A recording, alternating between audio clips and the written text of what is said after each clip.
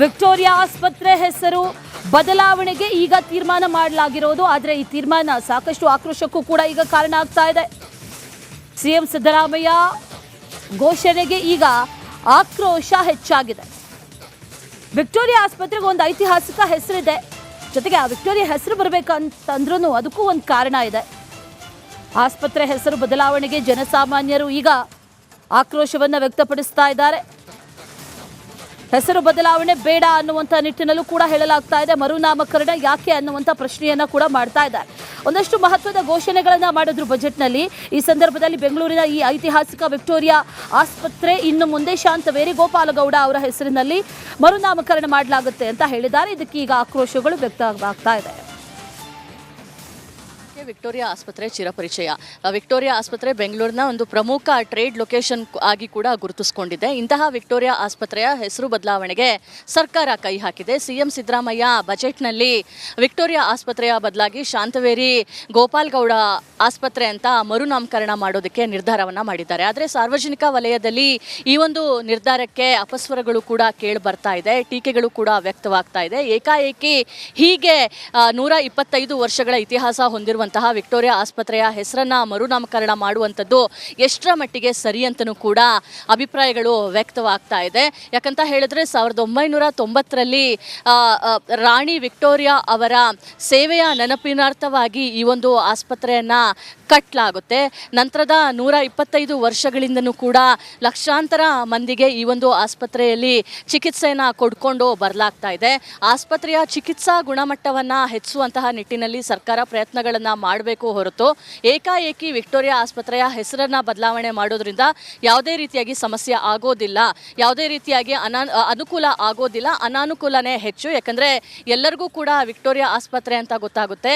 ಈಗ ಏಕಾಏಕಿ ಶಾಂತವೇರಿ ಗೋಪಾಲಗೌಡ ಆಸ್ಪತ್ರೆ ಅಂತ ಹೇಳಿದ್ರೆ ಅದನ್ನ ಅರ್ಥ ಮಾಡ್ಕೊಳ್ಳೋದಕ್ಕೆ, ಅದನ್ನ ನೆನ್ಪಿಟ್ಕೊಳ್ಳೋದಕ್ಕೆ ಕಷ್ಟ ಅನ್ನೋ ಒಂದು ಅಭಿಪ್ರಾಯಗಳು ಕೂಡ ವ್ಯಕ್ತವಾಗ್ತಾ ಇದೆ.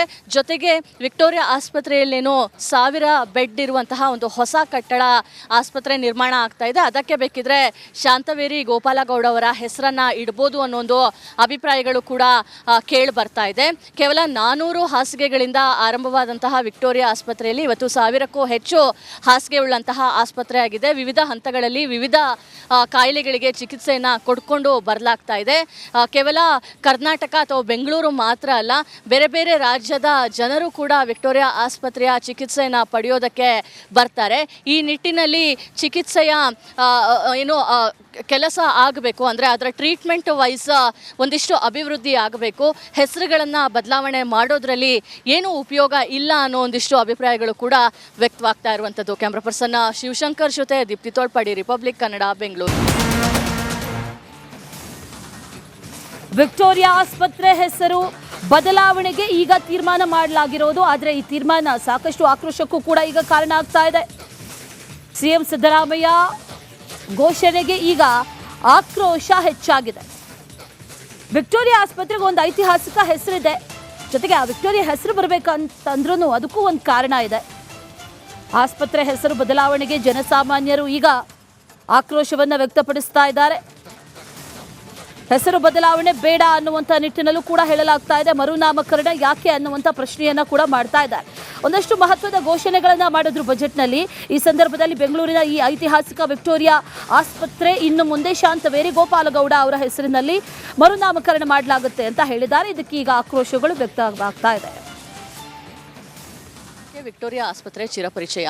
ವಿಕ್ಟೋರಿಯಾ ಆಸ್ಪತ್ರೆ ಬೆಂಗಳೂರಿನ ಒಂದು ಪ್ರಮುಖ ಟ್ರೇಡ್ ಲೊಕೇಶನ್ ಆಗಿ ಕೂಡ ಗುರುತಿಸಿಕೊಂಡಿದೆ. ಇಂತಹ ವಿಕ್ಟೋರಿಯಾ ಆಸ್ಪತ್ರೆಯ ಹೆಸರು ಬದಲಾವಣೆಗೆ ಸರ್ಕಾರ ಕೈ ಹಾಕಿದೆ. ಸಿಎಂ ಸಿದ್ದರಾಮಯ್ಯ ಬಜೆಟ್ನಲ್ಲಿ ವಿಕ್ಟೋರಿಯಾ ಆಸ್ಪತ್ರೆಯ ಬದಲಾಗಿ ಶಾಂತವೇರಿ ಗೋಪಾಲಗೌಡ ಆಸ್ಪತ್ರೆ ಅಂತ ಮರುನಾಮಕರಣ ಮಾಡೋದಕ್ಕೆ ನಿರ್ಧಾರವನ್ನು ಮಾಡಿದ್ದಾರೆ. ಆದರೆ ಸಾರ್ವಜನಿಕ ವಲಯದಲ್ಲಿ ಈ ಒಂದು ನಿರ್ಧಾರಕ್ಕೆ ಅಪಸ್ವರಗಳು ಕೂಡ ಕೇಳಿ ಬರ್ತಾ ಇದೆ, ಟೀಕೆಗಳು ಕೂಡ ವ್ಯಕ್ತವಾಗ್ತಾ ಇದೆ. ಏಕಾಏಕಿ ಹೀಗೆ 125 ವರ್ಷಗಳ ಇತಿಹಾಸ ಹೊಂದಿರುವಂತಹ ಇರುವಂತಹ ವಿಕ್ಟೋರಿಯಾ ಆಸ್ಪತ್ರೆಯ ಹೆಸರನ್ನ ಮರುನಾಮಕರಣ ಮಾಡುವಂಥದ್ದು ಎಷ್ಟರ ಮಟ್ಟಿಗೆ ಸರಿ ಅಂತಲೂ ಕೂಡ ಅಭಿಪ್ರಾಯಗಳು ವ್ಯಕ್ತವಾಗ್ತಾ ಇದೆ.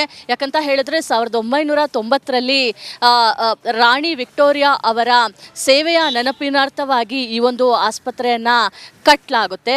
ನಂತರದ 125 ವರ್ಷಗಳಿಂದನೂ ಕೂಡ ಲಕ್ಷಾಂತರ ಮಂದಿಗೆ ಈ ಒಂದು ಆಸ್ಪತ್ರೆಯಲ್ಲಿ ಚಿಕಿತ್ಸೆಯನ್ನು ಕೊಡ್ಕೊಂಡು ಬರಲಾಗ್ತಾ ಇದೆ. ಆಸ್ಪತ್ರೆಯ ಚಿಕಿತ್ಸಾ ಗುಣಮಟ್ಟವನ್ನು ಹೆಚ್ಚಿಸುವಂತಹ ನಿಟ್ಟಿನಲ್ಲಿ ಸರ್ಕಾರ ಪ್ರಯತ್ನಗಳನ್ನು ಮಾಡಬೇಕು ಹೊರತು ಏಕಾಏಕಿ ವಿಕ್ಟೋರಿಯಾ ಆಸ್ಪತ್ರೆಯ ಹೆಸರನ್ನು ಬದಲಾವಣೆ ಮಾಡೋದ್ರಿಂದ ಯಾವುದೇ ರೀತಿಯಾಗಿ ಸಮಸ್ಯೆ ಆಗೋದಿಲ್ಲ, ಯಾವುದೇ ರೀತಿಯಾಗಿ ಅನುಕೂಲ ಆಗೋದಿಲ್ಲ, ಅನಾನುಕೂಲನೇ ಹೆಚ್ಚು. ಯಾಕಂದರೆ ಎಲ್ಲರಿಗೂ ಕೂಡ ವಿಕ್ಟೋರಿಯಾ ಆಸ್ಪತ್ರೆ ಅಂತ ಗೊತ್ತಾಗುತ್ತೆ. ಈಗ ಏಕಾಏಕಿ ಶಾಂತವೇರಿ ಗೋಪಾಲಗೌಡ ಆಸ್ಪತ್ರೆ ಅಂತ ಹೇಳಿದ್ರೆ ಅದನ್ನ ಅರ್ಥ ಮಾಡ್ಕೊಳ್ಳೋದಕ್ಕೆ, ಅದನ್ನ ನೆನ್ಪಿಟ್ಕೊಳ್ಳೋದಕ್ಕೆ ಕಷ್ಟ ಅನ್ನೋ ಒಂದು ಅಭಿಪ್ರಾಯಗಳು ಕೂಡ ವ್ಯಕ್ತವಾಗ್ತಾ ಇದೆ. ಜೊತೆಗೆ ವಿಕ್ಟೋರಿಯಾ ಆಸ್ಪತ್ರೆಯಲ್ಲೇನೋ 1000 ಬೆಡ್ ಇರುವಂತಹ ಒಂದು ಹೊಸ ಕಟ್ಟಡ ಆಸ್ಪತ್ರೆ ನಿರ್ಮಾಣ ಆಗ್ತಾ ಇದೆ. ಅದಕ್ಕೆ ಬೇಕಿದ್ರೆ ಶಾಂತವೇರಿ ಗೋಪಾಲಗೌಡ ಅವರ ಹೆಸರನ್ನ ಇಡ್ಬೋದು ಅನ್ನೋ ಒಂದು ಅಭಿಪ್ರಾಯಗಳು ಕೂಡ ಕೇಳಿ ಬರ್ತಾ ಇದೆ. ಕೇವಲ 400 ಹಾಸಿಗೆಗಳಿಂದ ಆರಂಭವಾದಂತಹ ವಿಕ್ಟೋರಿಯಾ ಆಸ್ಪತ್ರೆಯಲ್ಲಿ ಇವತ್ತು 1000ಕ್ಕೂ ಹೆಚ್ಚು ಹಾಸಿಗೆ ಉಳ್ಳಂತಹ ಆಸ್ಪತ್ರೆ ಆಗಿದೆ. ವಿವಿಧ ಹಂತಗಳಲ್ಲಿ ವಿವಿಧ ಕಾಯಿಲೆಗಳಿಗೆ ಚಿಕಿತ್ಸೆಯನ್ನು ಕೊಡ್ಕೊಂಡು ಬರಲಾಗ್ತಾ ಇದೆ. ಕೇವಲ ಕರ್ನಾಟಕ ಅಥವಾ ಬೆಂಗಳೂರು ಮಾತ್ರ ಅಲ್ಲ, ಬೇರೆ ಬೇರೆ ರಾಜ್ಯದ ಜನರು ಕೂಡ ವಿಕ್ಟೋರಿಯಾ ಆಸ್ಪತ್ರೆಯ ಚಿಕಿತ್ಸೆಯನ್ನು ಪಡೆಯೋದಕ್ಕೆ ಬರ್ತಾರೆ. ಈ ನಿಟ್ಟಿನಲ್ಲಿ ಚಿಕಿತ್ಸೆಯ ಕೆಲಸ ಆಗಬೇಕು ಅಂದರೆ ಅದರ ಟ್ರೀಟ್ಮೆಂಟ್ ವೈಸ್ ಒಂದಿಷ್ಟು ಅಭಿವೃದ್ಧಿ ಆಗಬೇಕು. ಹೆಸರುಗಳನ್ನು ಬದಲಾವಣೆ ಮಾಡೋದ್ರಲ್ಲಿ ಏನೂ ಉಪಯೋಗ ಇಲ್ಲ ಅನ್ನೋ ಒಂದಿಷ್ಟು ಅಭಿಪ್ರಾಯಗಳು ಕೂಡ ವ್ಯಕ್ತವಾಗ್ತಾ ಇರುವಂಥದ್ದು. ಕ್ಯಾಮ್ರಾ ಪರ್ಸನ್ ಶಿವಶಂಕರ್ ಜೊತೆ ದೀಪ್ತಿ ತೋಳ್ಪಾಡಿ, ರಿಪಬ್ಲಿಕ್ ಕನ್ನಡ, ಬೆಂಗಳೂರು. ವಿಕ್ಟೋರಿಯಾ ಆಸ್ಪತ್ರೆ ಹೆಸರು ಬದಲಾವಣೆಗೆ ಈಗ ತೀರ್ಮಾನ ಮಾಡಲಾಗಿರೋದು, ಆದರೆ ಈ ತೀರ್ಮಾನ ಸಾಕಷ್ಟು ಆಕ್ರೋಶಕ್ಕೂ ಕೂಡ ಈಗ ಕಾರಣ ಆಗ್ತಾ ಇದೆ. ಸಿಎಂ ಸಿದ್ದರಾಮಯ್ಯ ಘೋಷಣೆಗೆ ಈಗ ಆಕ್ರೋಶ ಹೆಚ್ಚಾಗಿದೆ. ವಿಕ್ಟೋರಿಯಾ ಆಸ್ಪತ್ರೆಗೆ ಒಂದು ಐತಿಹಾಸಿಕ ಹೆಸರಿದೆ, ಜೊತೆಗೆ ಆ ವಿಕ್ಟೋರಿಯಾ ಹೆಸರು ಬರಬೇಕಂತಂದ್ರೂ ಅದಕ್ಕೂ ಒಂದು ಕಾರಣ ಇದೆ. ಆಸ್ಪತ್ರೆ ಹೆಸರು ಬದಲಾವಣೆಗೆ ಜನಸಾಮಾನ್ಯರು ಈಗ ಆಕ್ರೋಶವನ್ನು ವ್ಯಕ್ತಪಡಿಸ್ತಾ ಇದ್ದಾರೆ. ಹೆಸರು ಬದಲಾವಣೆ ಬೇಡ ಅನ್ನುವಂಥ ನಿಟ್ಟಿನಲ್ಲೂ ಕೂಡ ಹೇಳಲಾಗ್ತಾ ಇದೆ. ಮರುನಾಮಕರಣ ಯಾಕೆ ಅನ್ನುವಂಥ ಪ್ರಶ್ನೆಯನ್ನ ಕೂಡ ಮಾಡ್ತಾ ಇದ್ದಾರೆ. ಒಂದಷ್ಟು ಮಹತ್ವದ ಘೋಷಣೆಗಳನ್ನ ಮಾಡಿದ್ರು ಬಜೆಟ್ನಲ್ಲಿ. ಈ ಸಂದರ್ಭದಲ್ಲಿ ಬೆಂಗಳೂರಿನ ಈ ಐತಿಹಾಸಿಕ ವಿಕ್ಟೋರಿಯಾ ಆಸ್ಪತ್ರೆ ಇನ್ನು ಮುಂದೆ ಶಾಂತವೇರಿ ಗೋಪಾಲಗೌಡ ಅವರ ಹೆಸರಿನಲ್ಲಿ ಮರುನಾಮಕರಣ ಮಾಡಲಾಗುತ್ತೆ ಅಂತ ಹೇಳಿದ್ದಾರೆ. ಇದಕ್ಕೆ ಈಗ ಆಕ್ರೋಶಗಳು ವ್ಯಕ್ತವಾಗ್ತಾ ಇದೆ. ವಿಕ್ಟೋರಿಯಾ ಆಸ್ಪತ್ರೆ ಚಿರಪರಿಚಯ. ವಿಕ್ಟೋರಿಯಾ ಆಸ್ಪತ್ರೆ ಬೆಂಗಳೂರಿನ ಒಂದು ಪ್ರಮುಖ ಟ್ರೇಡ್ ಲೊಕೇಶನ್ ಆಗಿ ಕೂಡ ಗುರುತಿಸಿಕೊಂಡಿದೆ. ಇಂತಹ ವಿಕ್ಟೋರಿಯಾ ಆಸ್ಪತ್ರೆಯ ಹೆಸರು ಬದಲಾವಣೆಗೆ ಸರ್ಕಾರ ಕೈ ಹಾಕಿದೆ. ಸಿಎಂ ಸಿದ್ದರಾಮಯ್ಯ ಬಜೆಟ್ನಲ್ಲಿ ವಿಕ್ಟೋರಿಯಾ ಆಸ್ಪತ್ರೆಯ ಬದಲಾಗಿ ಶಾಂತವೇರಿ ಗೋಪಾಲಗೌಡ ಆಸ್ಪತ್ರೆ ಅಂತ ಮರುನಾಮಕರಣ ಮಾಡೋದಕ್ಕೆ ನಿರ್ಧಾರವನ್ನು ಮಾಡಿದ್ದಾರೆ. ಆದರೆ ಸಾರ್ವಜನಿಕ ವಲಯದಲ್ಲಿ ಈ ಒಂದು ನಿರ್ಧಾರಕ್ಕೆ ಅಪಸ್ವರಗಳು ಕೂಡ ಕೇಳಿ ಬರ್ತಾ ಇದೆ, ಟೀಕೆಗಳು ಕೂಡ ವ್ಯಕ್ತವಾಗ್ತಾ ಇದೆ. ಏಕಾಏಕಿ ಹೀಗೆ 125 ವರ್ಷಗಳ ಇತಿಹಾಸ ಹೊಂದಿರುವಂತಹ ವಿಕ್ಟೋರಿಯಾ ಆಸ್ಪತ್ರೆಯ ಹೆಸರನ್ನ ಮರುನಾಮಕರಣ ಮಾಡುವಂಥದ್ದು ಎಷ್ಟರ ಮಟ್ಟಿಗೆ ಸರಿ ಅಂತಲೂ ಕೂಡ ಅಭಿಪ್ರಾಯಗಳು ವ್ಯಕ್ತವಾಗ್ತಾ ಇದೆ. ಯಾಕಂತ ಹೇಳಿದ್ರೆ 1990ರಲ್ಲಿ ರಾಣಿ ವಿಕ್ಟೋರಿಯಾ ಅವರ ಸೇವೆಯ ನೆನಪಿನಾರ್ಥವಾಗಿ ಈ ಒಂದು ಆಸ್ಪತ್ರೆಯನ್ನ ಕಟ್ಟಲಾಗುತ್ತೆ. ನಂತರದ 125 ವರ್ಷಗಳಿಂದನೂ ಕೂಡ ಲಕ್ಷಾಂತರ ಮಂದಿಗೆ ಈ ಒಂದು ಆಸ್ಪತ್ರೆಯಲ್ಲಿ ಚಿಕಿತ್ಸೆಯನ್ನು ಕೊಡ್ಕೊಂಡು ಬರಲಾಗ್ತಾ ಇದೆ. ಆಸ್ಪತ್ರೆಯ ಚಿಕಿತ್ಸಾ ಗುಣಮಟ್ಟವನ್ನು ಹೆಚ್ಚಿಸುವಂತಹ ನಿಟ್ಟಿನಲ್ಲಿ ಸರ್ಕಾರ ಪ್ರಯತ್ನಗಳನ್ನು ಮಾಡಬೇಕು ಹೊರತು ಏಕಾಏಕಿ ವಿಕ್ಟೋರಿಯಾ ಆಸ್ಪತ್ರೆಯ ಹೆಸರನ್ನು ಬದಲಾವಣೆ ಮಾಡೋದ್ರಿಂದ ಯಾವುದೇ ರೀತಿಯಾಗಿ ಸಮಸ್ಯೆ ಆಗೋದಿಲ್ಲ, ಯಾವುದೇ ರೀತಿಯಾಗಿ ಅನುಕೂಲ ಆಗೋದಿಲ್ಲ, ಅನಾನುಕೂಲನೇ ಹೆಚ್ಚು. ಯಾಕಂದರೆ ಎಲ್ಲರಿಗೂ ಕೂಡ ವಿಕ್ಟೋರಿಯಾ ಆಸ್ಪತ್ರೆ ಅಂತ ಗೊತ್ತಾಗುತ್ತೆ. ಈಗ ಏಕಾಏಕಿ ಶಾಂತವೇರಿ ಗೋಪಾಲಗೌಡ ಆಸ್ಪತ್ರೆ ಅಂತ ಹೇಳಿದ್ರೆ ಅದನ್ನ ಅರ್ಥ ಮಾಡ್ಕೊಳ್ಳೋದಕ್ಕೆ, ಅದನ್ನ ನೆನ್ಪಿಟ್ಕೊಳ್ಳೋದಕ್ಕೆ ಕಷ್ಟ ಅನ್ನೋ ಒಂದು ಅಭಿಪ್ರಾಯಗಳು ಕೂಡ ವ್ಯಕ್ತವಾಗ್ತಾ ಇದೆ.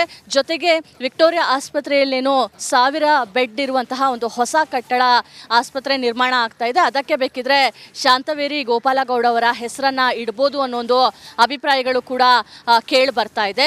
ಕೇವಲ 400 ಹಾಸಿಗೆಗಳಿಂದ ಆರಂಭವಾದಂತಹ ವಿಕ್ಟೋರಿಯಾ ಆಸ್ಪತ್ರೆಯಲ್ಲಿ ಇವತ್ತು 1000ಕ್ಕೂ ಹೆಚ್ಚು ಹಾಸಿಗೆ ಉಳ್ಳಂತಹ ಆಸ್ಪತ್ರೆ ಆಗಿದೆ. ವಿವಿಧ ಹಂತಗಳಲ್ಲಿ ವಿವಿಧ ಕಾಯಿಲೆಗಳಿಗೆ ಚಿಕಿತ್ಸೆಯನ್ನು ಕೊಡ್ಕೊಂಡು ಬರಲಾಗ್ತಾ ಇದೆ.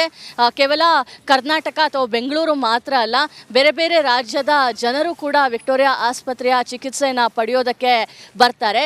ಈ ನಿಟ್ಟಿನಲ್ಲಿ ಚಿಕಿತ್ಸೆಯ ಕೆಲಸ ಆಗಬೇಕು ಅಂದರೆ ಅದರ ಟ್ರೀಟ್ಮೆಂಟ್ ವೈಸ್ ಒಂದಿಷ್ಟು ಅಭಿವೃದ್ಧಿ ಆಗಬೇಕು.